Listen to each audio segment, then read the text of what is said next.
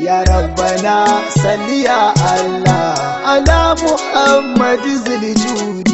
Ya Rabbana salli ya Allah ala Muhammad ziljudi. Farko da sunanka ya Allah, sarki gwani ahadin Allah, sarki buwayi kace ɗaya ne, shi kaɗai ne kawai Allah, bayansa samu rasulallah. Dai na taho gyaran wake da hatsi sunan su gyara, saboda an kama su to kama gonda ka shuka ma kai noman ta to kama ka ƙara wata na idan kai mai kenan kaga abu zai ƙara abki kuma sai ga abu ya albarka.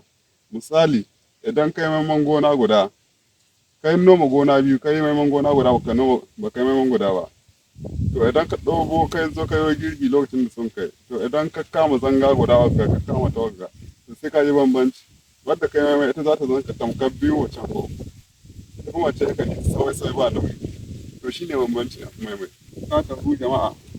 To nan dai da kuka yawa gani nan mun zo inda wanga icce da kuka yawa gani, shi wanga icce yana da amfani a daidai iyaka. Idan ka da gona ka ɗebe shi tafsa iyaka to yana da amfani saboda yana yadda shi da iyaka, sannan kuma idan mutum yana ce iyaka na iyaka da kai to icce shi ka raba ka da shi, ka gane ko? To shi ne amfanin wannan icce, sunan shi kwakwa. Idan ka ɗiba ka ɗibi guntu ne misali kamar haka, idan ka gunto shi haka, ka gani ko? To za ka gina rami haka, idan akwai ɗari sai ka dasa shi haka bisa iyaka nika nufi, sai ka dasa shi haka. Idan ka dasa shi haka insha Allahu inda ya samu ruwa ko da wani lokaci ko da ya bushe zai tashi bisa iyaka. Inda ya samu ruwa shi amfani ne haka, ba a shuka sai dai a dasa idan ka same shi insha Allah. Kai ne ka kawo muke samu, ga gaisuwa ta gurin sidi, Allah ya bar mu da ƙaunar ka. Wannan ne da kuke gani hayya ce ta gebe, ko in ce hayya ce ta ruwa, wanda ruwa suke nan da biya da a yi ruwan sama sun kai ƙarfi ƙwarai. To misali dai ga dutse can da kuka yawa gani, inda ke wata saura sai suna ƙarfi ƙwarai. To idan sun kai ƙarfi ƙwarai, mun ka shirka nan ga su a zakuwa su yi mana ɓanna, amma wannan ba kwalmi ba ne ba, shi ma arziki ne ta wani fanni na Ubangiji. Insha Allah alhamdulillah ya wannan yaki. Shi ɗaya mai cin gona wani lokaci gyara ne, saboda yana ba hatsin da ke kusa gare ko wake ko wata cimaka dai da ka shuka sai to sai tana kama kanta tana ƙarfi.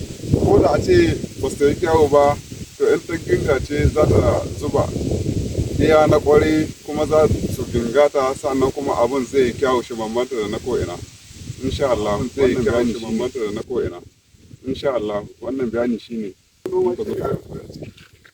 kuma yana tallafa daidai gwargwado. Da haka mu rike noma kamar yadda magabatanmu sun ka faɗi, akwai riba ciki kuma akwai alkhairi. Ka noma ɗan ƙwaro guda kashe za ka samu lada, sannan kuma gashi muka za ka samu. Ka shuka maraba ɗaya ka samu dame 10, sannan kuma ka hidda zakka, Allah ya ƙara ma albarka. Kaga abun riba ne. Na ƙara wa ma'aiki Muhammadu, Muhammadu Jannati Mustapha lale da zuwanka Muhammadu.